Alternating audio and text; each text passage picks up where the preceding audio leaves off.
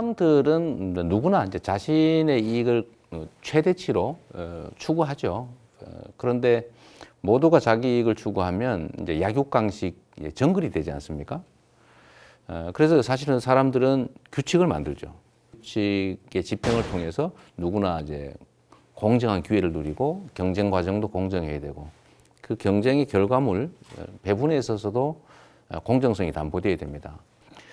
이 공정한 질서를 지키는 게 원래 관리들이 하는 일이죠. 요즘으로 하면 정치인 또는 공직자들이 하는 일인데 여기에 이 공정한 질서를 지켜야 되는 공직자들이 부안해동해가지고 국민이 맡긴 권력을 또는 국민이 맡긴 그 예산을 자기 사익을 위해서 전체를 위해서가 아니라 자기 소속 집단의 이익을 위해서 남용을 하는 즉 부정부패하는 상황이 되면 나라가 망하지 않습니까? 이게 역사적 경험인데 실제로 우리 사회가 지금 그런 단계에 있는 것 같아요. 그래서 저는 언제나 그랬던 것처럼 지금의 우리 사회의 가장 심각한 문제도 불평등과 아니면 불법 부조리가 난무하는 것인데 공정한 룰이 지배되게 하는 그런 사회를 만드는 게 시대적 과제라고 생각합니다. 특히 최근에 이제 우리 사회가 고도성장 사회에서 이제 저성장 사회로 전환을 하면서 새로운 기회라고 하는 게 많이 줄어들었죠. 줄어들면 우리 젊은 세대들 입장에서는 이미 가지고 있는 기회들을 기성세대가 다 차지하고 있는데 자신들이 그 경쟁해야 될 기회의 장은 좁아져 있지 않습니까? 그래서 정치적인 부조리라든지 불공정함에 대해서 극도로 분노하게 되죠. 우리 기성세대들은 소위 고도성장 사회를 살았기 때문에 기회가 많았어요. 일자리도 많고 미래의 희망도 있고 소득도 계속 늘어나니까 그런데 지금은 아주 극도의 저성장 사회가 되기 때문에 이제 추가의 기회가 없는 것이고 아주 작은 것들을 놓고 여러 사람이 경쟁해야 될 우리 청년 세대들 입장에서 보면 사회적 부패라든지 이 불공정의 문제를 그냥 묵과하기가 좀 어려운 거죠. 체감하는 게 커진 거예요.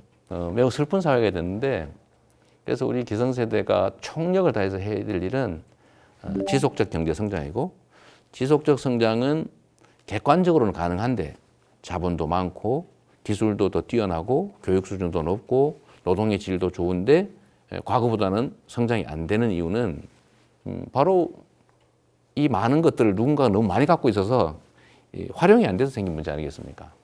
그래서 저는 공정성을 담보하면 지속적 성장이 가능하다고 보고 거기에 맞춘 정책들을 저도 많이 고민하는데 그 중에 하나가 지역 균형 발전이라는 거죠. 지역 간 공정성의 회복, 또 사람들 사이의 공정성의 회복, 또는 계층 또는 집단 간의 공정성의 회복이 제일 중요한 우리의 과제라는 생각이 듭니다.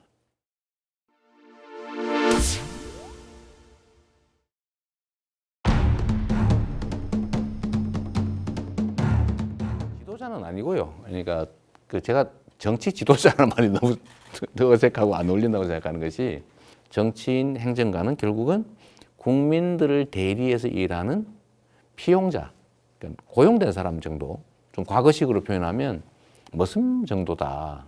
공적 머슴, 공복이라고 하지 않습니까, 보통? 이 소위 정치인 또는 리더라고 하는 사람들이 가져야 될 최대의 덕목은 이 국민들이 가지고 있는 에너지를 잘 발휘하게 하는 거예요. 우리 사회가 이미 가지고 있는 역량들이 제대로 잘 작동하게 하는 거죠.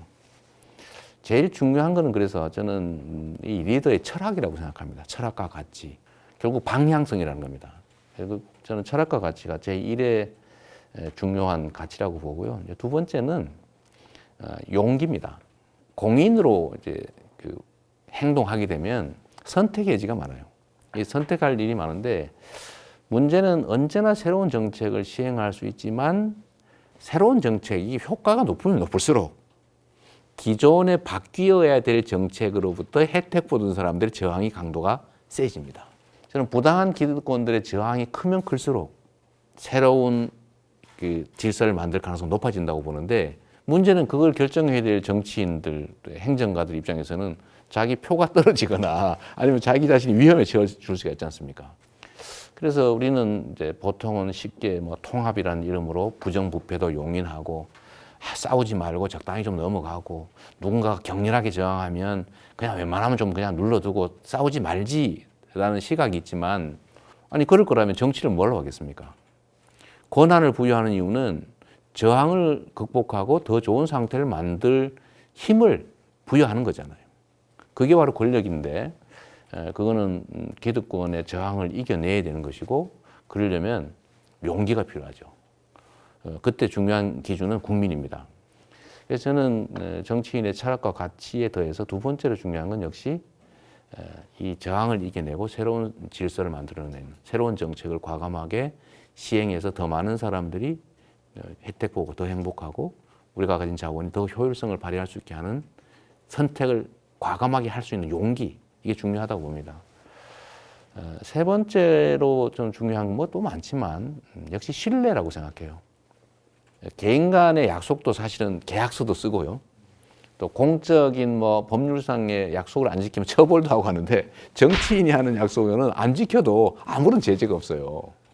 기껏해야 다음에 뭐 책임을 물어서 뭐 낙선을 시키거나 아주 극단적인 경우는 중도에 뭐 주민 소환도 할 수 있지만 현실적으로 불가능하지 않습니까? 그래서 저는 정치인에게 제일 중요한 덕목 중에 하나가 역시 국민 대중, 그러니까 주권자와의 약속을 지키는 신뢰라고 생각해요. 정말 주권자의 그 주권을 위임받으면서 하는 그 약속은 안 지켜도 괜찮다. 뭐 그런 약속 다 지키면 나라 망하지 않냐는 이런 뻔뻔한 소리하고 선거 때는 다 그렇게 하는 거야. 뭐 이렇게 얘기하는 사람들도 있는데 그런 게 결국 정치에 대한 신뢰를 훼손하고 결국 국가 운영에서 제일 중요한 역할을 하는 게 결국 정치인 공직자들인데 이 공직자들이 거짓말을 밥 먹듯이 하는 사회가 사실 돼 있어요. 그래서 저는 정치인 그러니까 국민들의 일꾼이 가져야 될 세 번째 덕목은 약속을 잘 지켜야 된다. 그래서 저는 뭐 나름대로는 약속을 잘 지키려고 노력하고 사실 정치인들이 약속을 잘 지키는 방법은 간단해요. 할 수 없는 일을 약속하지 말고 힘든 일 약속하지 말고요. 실현 가능한 일 약속하고 가능한 약속을 다 지키면 됩니다. 뭐 제가 그 공약 이행률 높다고 자랑도 가끔 하긴 합니다만 사실 그건 뭐 거의 기본이라고 생각하죠. 그래서 다시 정리하면 방향을 정하는 철학과 가치. 두 번째, 유용한 정책을 저항을 극복하고 선택해서 집행할 수 있는 용기.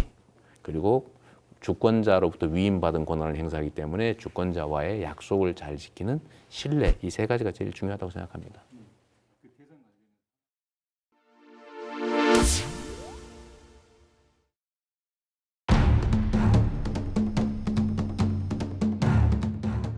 뭐 사람에 대한 평가를 제가 하기는 적절치 않은 것 같고 결국은 뭐 국민들이 하실 일이라고 생각합니다.